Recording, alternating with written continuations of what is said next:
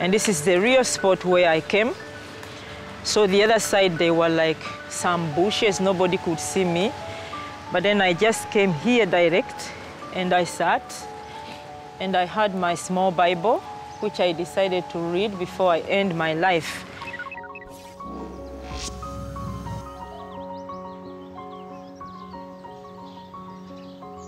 We met Sylvia in an Amsterdam flat about to be evicted. Sylvia has been in Holland for 15 years, but she still has no house. She moves like a nomad from one place to another.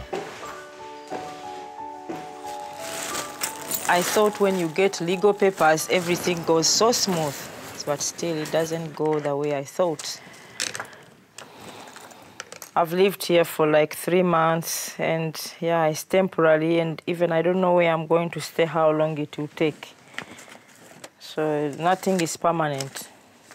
Always we have a housing problem. God have mercy. Whew. And some people think that when they come to Europe, they will pick money like mangoes from a tree. But that's a very different story. Weeks later, we found Sylvia and her daughter back in another neighborhood where she found her next temporary shelter. It is the same neighborhood where she lived when she first arrived in Holland. I've lived in this flat, and I've lived the flat behind. I've lived this side, I've lived this side. So I'm known here, but nobody helped me.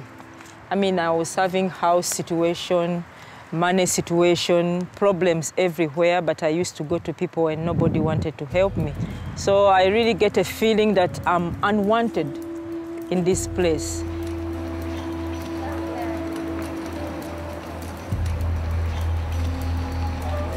We grew up knowing that any person is a sister or a brother. But when people come to Europe, then they don't like to help.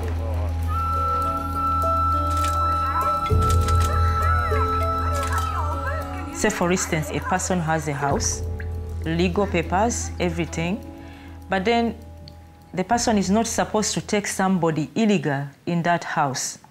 If the government finds out, it's a problem to him or her.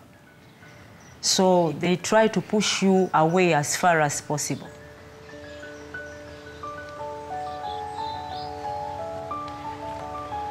I'm trying very hard to hold myself, but it's difficult to stand here. Yeah.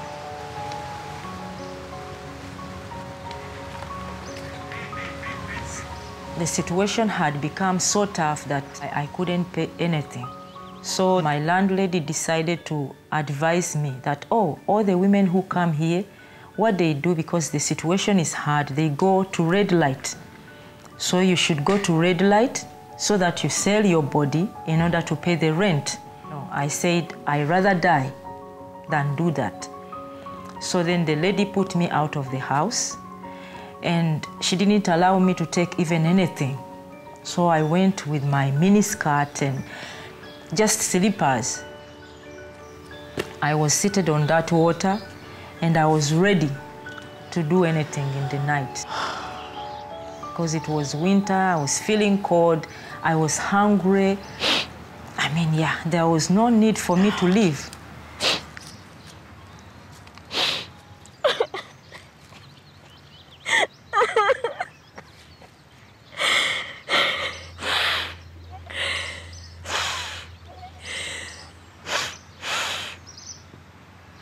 I think there was something working behind the scenes, because all of a sudden I heard a barking of a dog.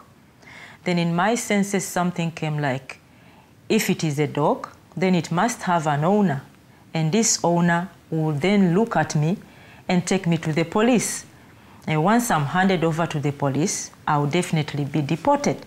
And that was my fear. I'm remembering that at this very place I could have lost my life, and my parents couldn't have found my body even. Nobody knew me here.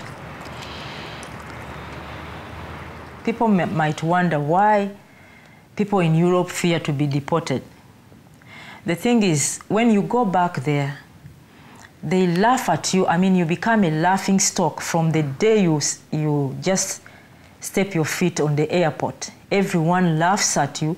You've come with no bag, you've come with no money, whereas people expect you, you know, to be, in a different state.